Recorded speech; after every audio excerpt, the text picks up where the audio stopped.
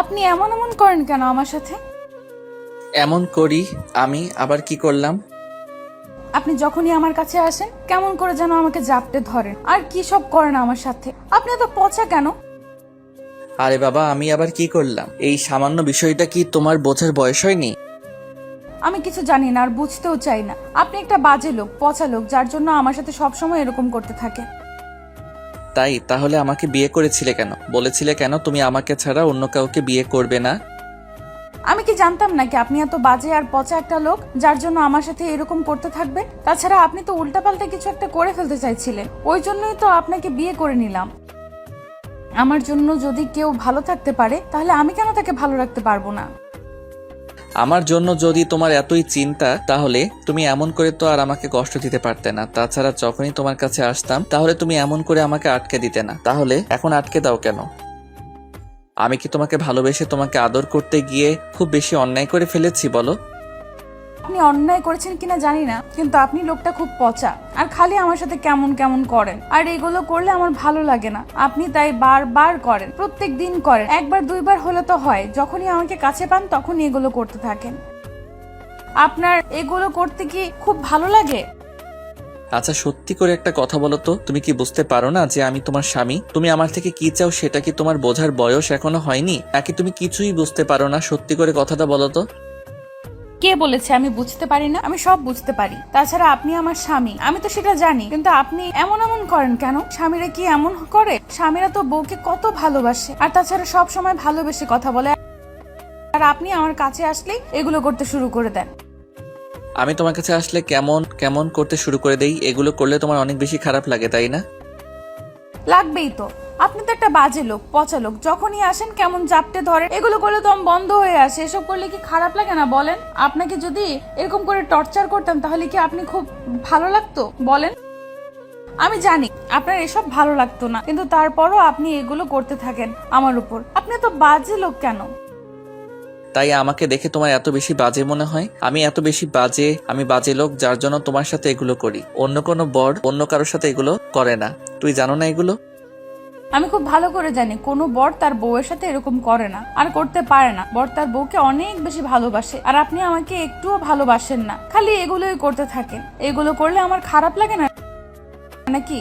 আমার খারাপ লাগা বলতে কিছু নেই, আপনি তো সেটাই বোঝাচ্ছেন। আমি খুব ভালো করে জানি আপনি একটা দুষ্ট লোক, না হলে এরকম করে এগুলো করতেন না আমার সাথে। আচ্ছা ঠিক আছে, আজকে থেকে করব না। আমি যদি তোমার কাছে না আসি, তোমাকে আদর না করি, যখন তোমাকে বুকে না টেনে নিব, যদি তোমাকে না বলে পিচ্চি বউ তোমাকে ভালোবাসি, তখন তুমি আমার থেকে দূরে সরে থাকতে পারবে তো? বয়েই গেছে আমার আপনাকে কাছে পেতে। আর তাছাড়া আপনি খুব ভালো করেই জানেন আমি কত ভালো একটা মেয়ে, যে আমি এগুলো করতে চাই না, তারপরও আপনি জোর করে এগুলো করেন। আর আপনি আমার থেকে দূরে সরে গেলে কি এমন ক্ষতি হবে? আমার কিছুই হবে না, আরো ভালো থাকবো, আপনার এই টর্চার থেকে বেঁচে যাব। সত্যি তো? পরে মনে হবে না তো তুমি আমাকে ভালোবাসো? তুমি আমাকে ছাড়া থাকতে পারবে না? আর রাতে যদি বুকে না নিয়ে ঘুমাই, তারপর আদর না করে দেই, ঘুম না পাড়িয়ে দেই, বলবে না তো তোমার ভয় লাগতেছে, তোমার ঘুম আসতেছে না? তখন বলবে না তো আমাকে একটু জড়িয়ে ধরেন? বললাম তো আমার বইই গেছে আপনাকে এইসব কথা বলতে। আপনাকে আমি এইসব কথা কখনো বলবো না। তাছাড়া আমি তো আপনাকে এইসব করতে বলিনি, আপনি জোরপূর্বক আমাকে বিয়েটা করেছেন, তার উপর বিয়ে করে এখন বলতেছেন এইগুলো বলবো। কখনোই না। আমি কি আপনার মতো অত বাজে মেয়ে নাকি যে এগুলো করতে চাইবো সব সময়? তাই এগুলো করলে মানুষ বাজে হয়ে যায়? আসলে কি বলতো, স্বামী স্ত্রীর ভালোবাসা কেমন হয়, কতটুকু হয়, সেটা তোমাকে বোঝাতে পারলাম না। আর এই সামান্য বিষয়টাকে তুমি এরকম করে এত বেশি ইগনোর করলে, আর আমার ভালোবাসাটাকে তোমার কাছে এত বেশি অসহ্য মনে হলো, যার জন্য তুমি আজকে বলেই দিলে যে আমি যেন তোমার কাছে না আসি। আচ্ছা ঠিক আছে, আজকে থেকে সেটাই হবে, কিন্তু পরবর্তীতে আর কখনো যদি শত কান্না করো না, এই ভালোবাসাটার কখনো ফেরত পাবে না, এইটা বলে দিলাম। তাই যা করার ভেবে চিন্তে করো। আর এখন তুমি যদি বলো যে তুমি কিছু বুঝতে পারো না, তাহলে আমার সেটা ব্যর্থতা যে আমি তোমাকে বোঝাতে পারলাম না তোমাকে কতটুকু ভালোবাসি। ভালোবাসেন না কচু বাসেন, যদি ভালোই বাসতেন তাহলে এমনটা করতেন না। আর ভালোবাসলে মানুষ মানুষের সাথে এরকম করে না, আমি সেটা খুব ভালো করেই জানি। আপনি বাজে লোক, পচা লোক একটা, তাহলে আমার সাথে এসব করতে পারতেন না। আপনাকে আমি বোঝাতেই পারি না এগুলো করলে আমার কেমন লাগে। বুঝতে পেরেছি তো, আজকে খুব ভালোভাবে বুঝে গেছি। আর বোঝাতে হবে না যে তুমি যে কতটা কষ্ট পাও, কত বেশি খারাপ লাগে তোমার, কত বেশি বাজে বলে ভাবো আমাকে, সেটা আজকে তোমার এরকম ইগনোর আর এরকম কথাটার মাধ্যমে বুঝে গেছি। তাহলে এতদিন বলনি কেন যে তোমার এত বেশি খারাপ লাগে আমি তোমার কাছে আসলে? আপনি কি বলার সুযোগ দিয়েছেন নাকি? আর আপনি তো আমাকে কখনোই সুযোগ দেন না, জোর জবরদস্তি করে কাছে টেনে নেন আর হুটহাট করে এরকম করতে শুরু করে দেন। এসব করলে কি হয় বলেন তো? আমার খারাপ লাগে, আপনি সেটা বোঝারই চেষ্টা করেন না। আর আপনি শুধু শুধু আমাকে বিয়ে করে এরকম কষ্ট দিতেছেন।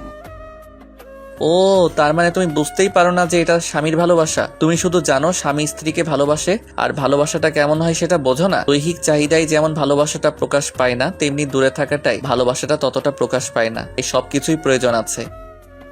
ওই জন্য তোমাকে কাছে টেনে নিতাম, প্রথম দেখায় ভালো লেগেছিল, ওই জন্য তোমাকে বারবার ভালোবাসাটা বোঝানোর জন্য এরকম করে কাছে টেনে নিতাম আর বারবার তোমার কাছে যেতাম। কিন্তু তুমি যে এতটা অবুঝ আর এতটা বাচ্চা স্বভাবের সেটা আমার জানা ছিল না।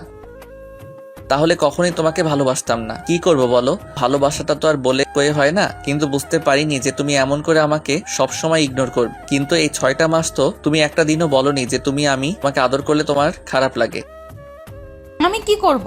আপনি কি আমাকে বলার সুযোগ দিয়েছেন নাকি? আপনি তো একটা বাজে লোক, পচা লোক, কখনো কিছু বলতেই দেন না, তার আগে আমার ঠোঁট জোড়া আটকে দেন। এগুলো করলে আমার ভালো লাগে না, আর আপনি সেগুলোই করতে থাকেন। ইশিকার কথাতেই ঈশান আর বিছানায় থাকতে পারলো না, ওর উপর থেকে উঠে গেল। তারপর আর শার্টটা গায়ে দিতে দিতে বলল, ব্যাস, আর বলতে হবে না, অনেক বুঝিয়ে দিয়েছো। আজকে এমন করে বুঝিয়ে দিয়েছো যে পরবর্তীতে আর বোঝানোর দরকারই হবে না। তবে একটা কথা কি জানো তো, আমি ভাবতাম তুমি চুপ করে থাকলেও, তুমি পিচ্ছি হলেও আমাকে অনেক বেশি ভালোবাসো।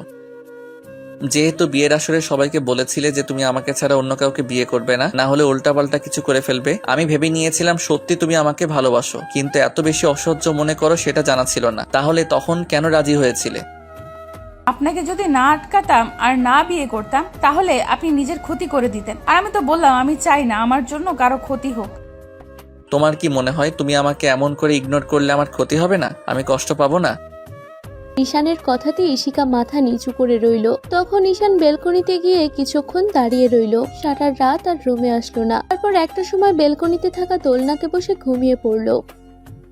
তারপর পরদিন সকালে ইশিকা দেখলো ঈশান বেলকনিতে ঘুমিয়ে আছে। তখন ইশিকা ডাকলো, সাথে সাথে ঘুমটা ভেঙে যেতেই ঈশান বলতে লাগলো, কি ব্যাপার, এত ডাকাডাকি করতেছো কেন? রাতে তো তোমার কাছেও যাইনি আর তোমাকে ডিস্টার্ব করিনি, তাহলে এত ডাকাডাকি করার কি আছে?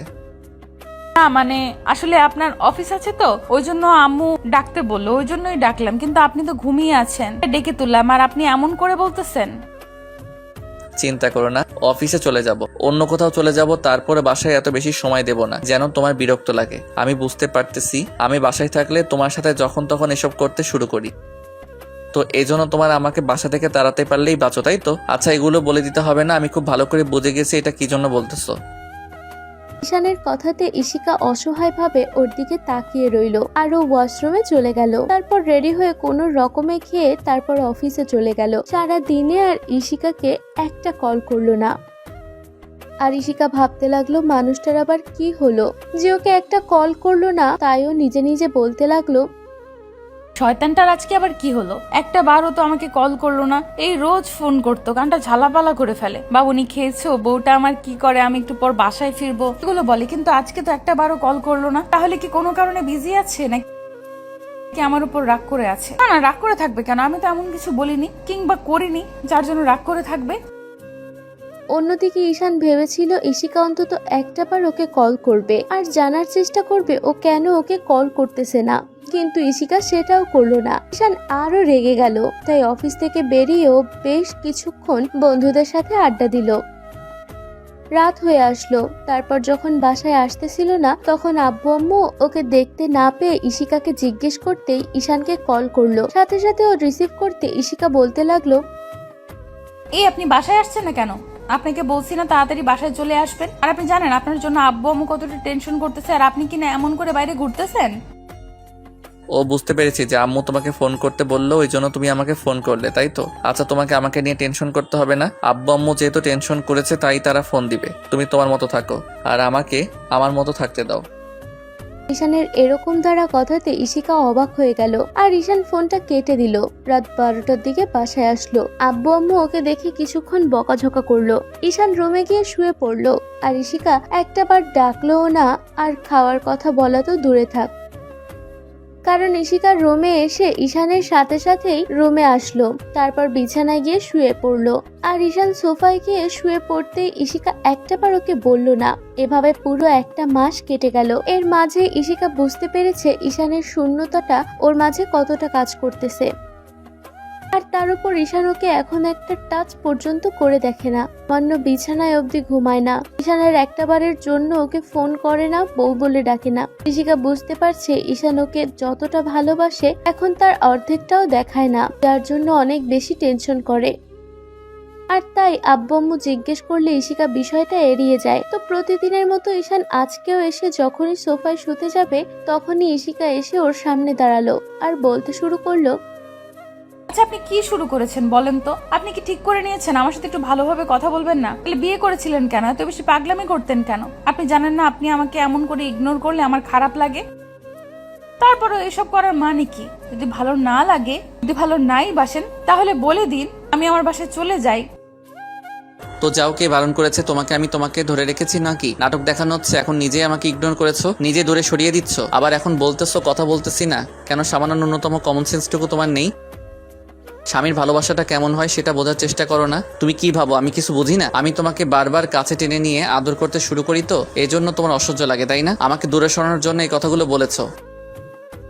তো এখন দূরে সরে গেছি, তাহলে এখন আবার এসব কথা উঠছে কেন? আর যদি ডিভোর্স চাও সেটা বলে দিও, সেটাও পেয়ে যাবে। আপনি এত রাগ দেখাচ্ছেন কেন? আর এইসব কি কথা বলতেছেন? ডিভোর্স চাই মানে? প্লিজ এরকম কোনো কথা বলবেন না। আপনি তো জানেন আমি আপনাকে কতটা। অন্তত ভালোবাসা নিয়ে মিথ্যা কথাটা বলো না। তুমি আমাকে ভালোবাসো না সেটা আমি খুব ভালো করে জানি। আমাকে এসব বলে আর মিথ্যা আশ্বাস দিতে হবে না। তোমার ভালোবাসাটা আমার দেখা হয়ে গেছে। আর ভালো যদি বাসতে সেদিন অমন করে আমাকে দূরে সরিয়ে দেওয়ার চেষ্টা করতে না। আর কি বলো, আমি তোমাকে জাপটে ধরে কি চোখ করি? এগুলো যে স্বামীর ভালোবাসা তুমি এটা খুব ভালো করেই জানো। তারপরও ওরকম একটা নাটক করেছো আমাকে দূরে সরানোর জন্য, তাই তো? কারণ এখন আমার ভালোবাসাটা তোমার কাছে তুচ্ছ হয়ে গেছে। তো যাও, চলে যাও। কে বলেছে তোমাকে এখানে থাকতে? আমি এখন থেকে এরকম করেই থাকবো। ইশিকা বারবার মনে হতে লাগলো ঈশান যদি ওকে এমন করে ইগনোর করতে থাকে তাহলে ইশিকা সেটা মেনে নিতে পারবে না, কারণ এই একটা মাসেও প্রচন্ড পরিমাণে কষ্ট পেয়েছে। ইশিকা তাই হুটহাট করে কান্না করে দিল। ঈশান সেখান থেকে চলে যেতে গেলে ইশিকা ওকে চাপটে জড়িয়ে ধরলো আর বলতে লাগলো, আমার অনেক শিক্ষা হয়ে গেছে, আর এরকম করবেন না প্লিজ। আমি তো ভুলে করেছি, আমি জানতাম এটা স্বামীর ভালোবাসা, কিন্তু আপনি সবসময় এরকম করে আদর দিতেন তো আমার সহ্য হতো না, কষ্ট হতো। ওই জন্য আপনাকে দূরে সরানোর জন্য এমন করেছি। তারপর আপনি যখন থেকে আমাকে স্পর্শ করা বন্ধ করে দিয়েছেন তখন থেকে আমি নিজেকে শূন্য মনে করতেছি। আপনার ভালোবাসাটা অনুভব করতে পেরেছি। প্লিজ আমাকে মাফ করে দেন। আধ ঘন্টা যাবৎ ইশিকা ঈশানের রাগটা ভাঙানোর চেষ্টা করলে তারপর যখন ঈশান কথা বলছিল না তখন ইশিকা জোরে জোরে কান্না করতে লাগলো। ঈশান আর ওর কান্নাটা সহ্য করতে না পেরে ওর মুখটা তুলে তারপর মুখের ওপর দুপাশে হাত রেখে ওর চোখের পানিগুলো ঠোঁট দিয়ে শুষে নিতেই ইশিকা নিজে থেকে ঈশানের ঠোঁট জোড়া দখলে নিয়ে নিল। ঈশান একটা মুচকি হাসি দিল আর দুজন দুজনের সাথে গভীর ভালোবাসায় মেতে উঠল। আমাদের দেয়া গল্পটি যদি আপনাদের ভালো লেগে থাকে তাহলে একটি লাইক করুন। আরো নতুন নতুন গল্প পেতে চ্যানেলটি সাবস্ক্রাইব করে বন্ধু হয়ে আমাদের পাশে থাকুন। ধন্যবাদ সবাইকে।